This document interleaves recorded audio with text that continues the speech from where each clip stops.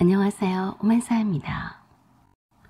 제가 남편과 결혼하기 전에는 참 괜찮은 외모의 소유자였어요.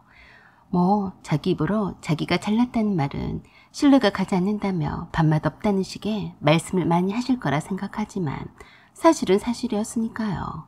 키는 보통이었어요. 통통하지도 빼빼하지도 않는 제격에 얼굴은 서구적이고 예쁘장했어요. 남편과 결혼 직후 먼 친척 어른들께 인사를 드리러 갔을 때도 미스 코리아냐며 묻기도 하셨어요. 제 친구들 사이에서는 제 미모가 아깝다며 못생기고 그저 그렇게 평범한 남자였던 남편과의 결혼도 반대를 하고 난리였었죠. 그랬던 만큼 남편은 저와 결혼을 하기 위해서 자기 인생을 걸었다고 할 만큼 저를 쫓아다녔어요.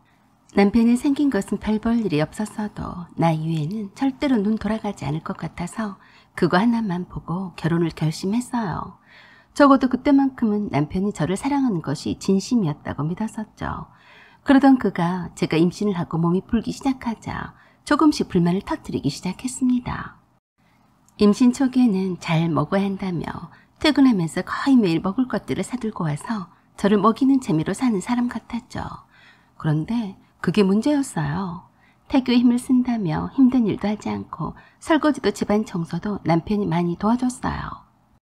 제가 스트레스를 받으면 태아에도 좋지 않다며 클래식 음악과 정서에 좋다는 명상음악을 들으며 오로지 태교에만 힘을 쓰다 보니 제가 어느새 제 몸무게가 그렇게나 많이 늘어나 있는 줄을 깜빡 모르고 지나왔어요. 체중이 늘다 보니 예전에 윤곽이는 뚜렷한 이목구비도 사라지고 날카로운 턱선도 두리뭉실해지니까 딱 보통의 아줌마가 되어 있더라고요. 친정엄마의 반대에도 불구하고 남편의 뜻에 따라 잘 다니던 회사도 그만뒀었죠. 오로지 태교에 전념하자는 남편의 의견에 저도 동참했기 때문이었습니다. 저는 거울 속에 펑퍼짐한 얼굴을 보고도 이건 내가 아니다 라고 스스로를 위안을 삼고 출산 후에 다이어트를 열심히 하면 예전으로 돌아갈 수 있다고 애써서 스스로를 다독거렸어요.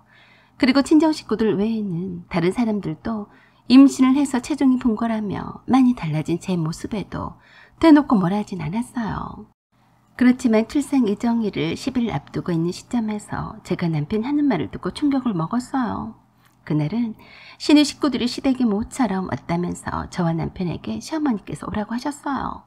임신 5개월 때 보고 그 이후로 저를 처음 보게 된 신우이가 저를 보더니 놀랐습니다. 어머! 언니, 왜 이렇게 살이 많이 쪘어요? 몰라보겠어요. 그렇게 이쁘더니만. 역시 여자는 임신하니까 똑같네. 저는 멋쩍어서 어색한 웃음만 억지로 지을 뿐이었어요. 그러자 남편 하는 말에 깜짝 놀랐어요. 그러게 말이다. 임신했다고 얼마나 먹던지 살찐 돼지 같지 않냐? 나도 이제서야 말하지만 참 심란하다. 살찐 돼지 같다고? 세상에 천하의 나연심이가 그런 말을 들을 줄이야. 그것도 남편의 입에서 말이죠.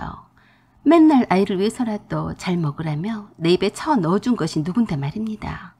그래서 제가 남편을 째려봤는데도 불구하고 눈치도 없이 또 신우한테 그러더라고요. 어떻게 되냐가 내가 주는 대로 다 받아먹는다. 결혼하기 전에는 그렇게 입이 짧아서 못마땅하더니만 지금은 너무 많이 먹어서 탈이야. 라고 하면서 껄껄껄 웃고 난리였어요. 제가 얼굴이 새빨개져서 뭐하나 하는 줄을 모르고 남편은 계속해서 저를 씹어대고 있었어요. 아버님도 남편 말을 듣고서 한마디씩 하셨어요. 지금은 나을 때가 되었으니까 적당히 운동도 좀 하고 애가 너무 크면 산모가 힘들다고 하더라. 먹는 거는 줄이는 게 좋을 게야. 그러자 신우이가 또 그랬어요. 언니, 이젠 어떻게 하면 잘 놀지 생각해야 해요. 먹는 것도 줄이고 몸도 좀 움직여야 해요. 그랬더니 남편이 또 그러더라고요.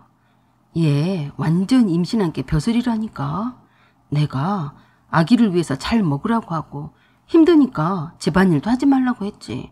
누가 돼지 되라고 한 건 아니었는데 몸이 무겁다고 갈수록 꼼짝도 하지 않는다. 라고 하며 무슨 신난 일인 양 떠들고 자빠져 있었어요.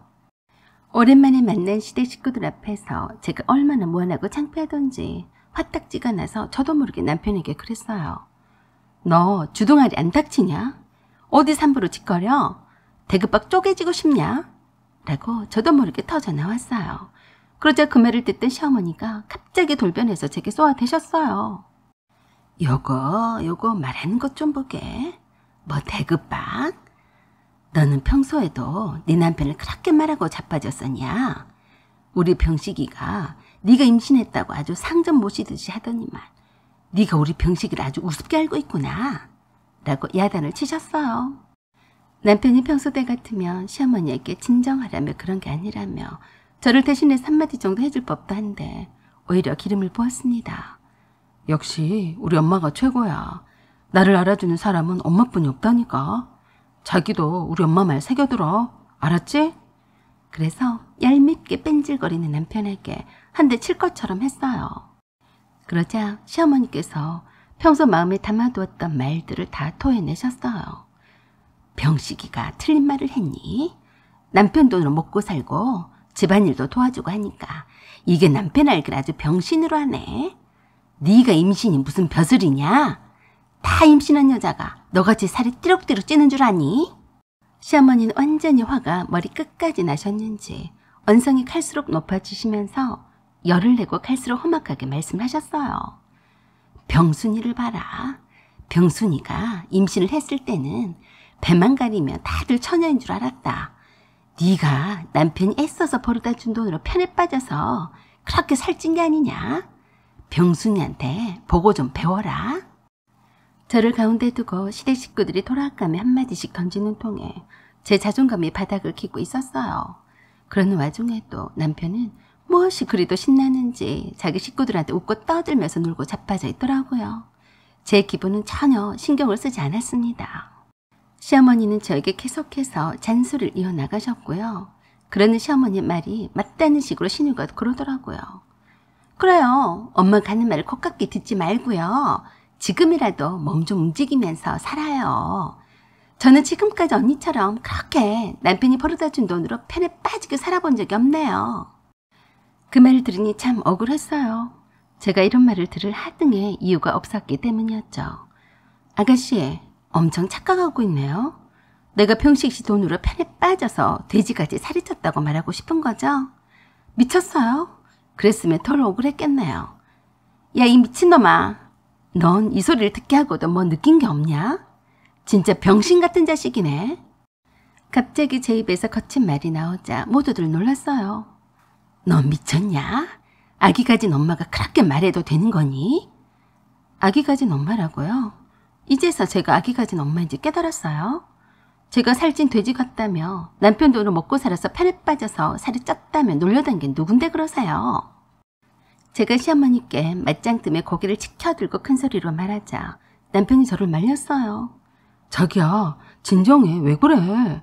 안 그러던 사람이. 그래서 제가 남편 대급박을 한 대 세게 쥐어 박았어요. 너 빨리 식구들 앞에서 이실직고 하지 못하니? 내가 네가 번 돈으로 먹고 산 줄 알고 있잖아. 그러자 남편은 피골하게 두 손을 빌면서 아무 말하지 말라고 사정했어요. 그래서 제가 할 수 없이 시댁 식구들에게 말했어요. 제가 만삭이긴 하지만 살이 찐 거는 사실이에요. 하지만 그게 그렇게 우습고 안 이껍나요? 제가 이제껏 병식 씨를 먹여 살렸어요. 생판 잘 알지도 모르는 선배한테 보증을 서주고 빚을 떠 안았어요. 병식 씨 월급도 압류를 당해서 구경도 못하고 살아요. 그동안 병식 씨 낯을 세워주려고 말을 하지 않았었는데 그럴 필요가 없겠네요. 알거지 같은 병식 씨를 먹여주고 재워줬더니 뭐가 어째요? 병식 씨를 여기에다 버려두고 저만 혼자 집에 갈 테니까 절대로 저한테 보내지 마세요. 알겠어요? 라고 하고서 시댁을 나와버렸어요. 그런 저를 남편이 제 뒤를 쫄래쫄래 따라 나오려고 하길래 제가 다 들으란 듯이 큰소리로 말했어요. 만삭인 마누라 돈으로 빌부터 살려고 따라 나오냐? 앞으로 생활비 내놓을 거 아니면 집에는 들어올 꿈도 꾸지 마라. 알았냐? 라고 했더니 남편이 피곤하게 저한테 쩔쩔 매는 모습을 보던 시댁 식구들이 한숨을 쉬더라고요. 제가 먼저 택시를 타고 집으로 와서 아파트 비번도 바꿔버리고 남편도 내다버릴 생각이었어요. 그런데 그날 저녁에 제 계좌에 큰 돈이 들어왔어요. 그리고 아버님이 톡을 보내셨어요. 며느라, 미안하다. 모두 다 속얼머리가 없어서 그런 거니까 용서하고 내가 어떡하든지 병식이를 대신해서 생활비를 줄 테니까 내 아들은 버리지 말아다오. 부탁한다. 라고 하시며 곧 태어날 아기만을 생각해달라고 했습니다. 저는 답장을 보냈어요. 죄송해요. 병식 씨 때문에 아직도 혼인신고를 못하고 있었는데 오히려 잘 되었네요. 그동안 남편이 별일이 아닌 것처럼 저를 속여와서 이런저런 자잘한 빚들도 널려 있었던 것을 임신 후반기에 다 알게 되었어요. 그래서 제가 가지고 있던 돈으로 생활을 해왔었던 겁니다. 저는 할 만큼 했었고 최선을 다해서 남편을 의지하고 믿고 살아보려고 했지만 더 이상 믿고 의지할 상대가 아님을 깨달았어요. 그동안 제가 들인 생활비와 태어날 아이의 양육비를 감안해서 신혼집에서 제가 살기로 했고 남편은 몸만 내보냈습니다. 아버님은 도의적으로 손자의 양육비를 병식 씨를 대신해서 책임져 주신다면서 매달 돈을 보내오셨어요. 그 후로 저는 아들을 낳았어요. 그리고 혹독한 다이어트를 해서 다시 조그만 회사에 다니고 있습니다. 전 남편과 전 남편의 식구들이 아무리 용을 써댄다고 해도 전 남편과 다시 합칠 생각은 추워도 없어요. 내 아들은 당당하게 제가 잘 키울 거네요. 사연은 여기까지입니다. 구독과 좋아요 부탁드려요. 감사합니다.